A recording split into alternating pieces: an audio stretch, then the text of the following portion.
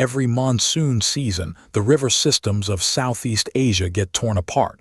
From the outside, this looks like a straight loss. We operate near the Irrawaddy River in Myanmar in a township called MoNyo. The operators here see the same event completely differently. This is an aging demographic. The youth have been hollowed out by regional instability. What is left is a hardened class of operators above 50 who have survived this environment for decades. Every monsoon, the village goes under. We are not talking about ankle-deep water. The floods breach the ceilings of stilt houses. The entire family, every animal they raise, relocates to the roof. They live there. For 3 to 7 days, the village is just water in every direction. Here is the part that breaks the modern risk model. Secure. Elevated mountain terrain sits less than 30 minutes away. Nobody moved.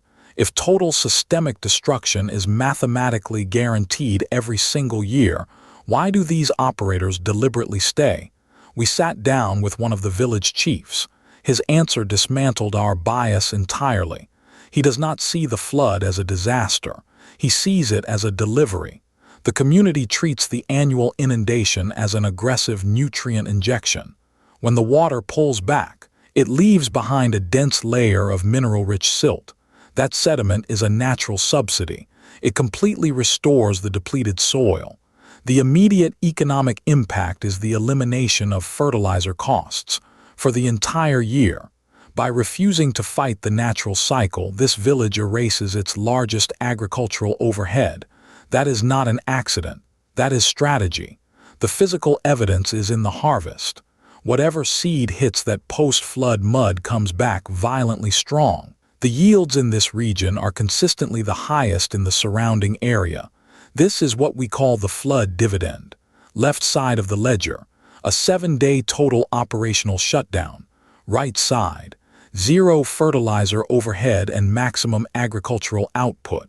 These operators trade 1 week of systemic disruption for months of outsized return. The strategy running in MoNyo Township is not new.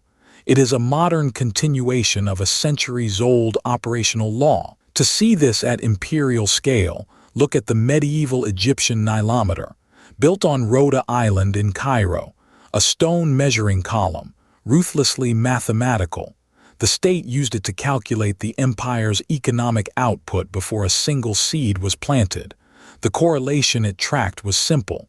Higher water levels on the horizontal axis, richer silt deposits, higher expected tax revenue on the vertical axis. The ancient Egyptian state treated environmental volatility as the primary engine of capital generation.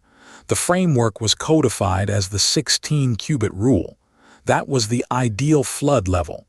It guaranteed optimal silt delivery and maximum treasury output. Even when floods ran dangerously high, rulers celebrated. They understood the repair costs were nothing compared to the yields that followed. Just like MoNyo, the land surrounding the Giza pyramids was periodically swallowed. Operations stopped. The water receded. The system reset. The rule held across millennia and across continents. The scale of the disruption dictates the scale of the yield. This is where modern risk management gets it wrong. Our instinct is to build thicker walls, rigid systems designed to block disruption entirely. Those systems fail. The irrigation networks of ancient Mesopotamia are the case study. They blocked the natural cycle.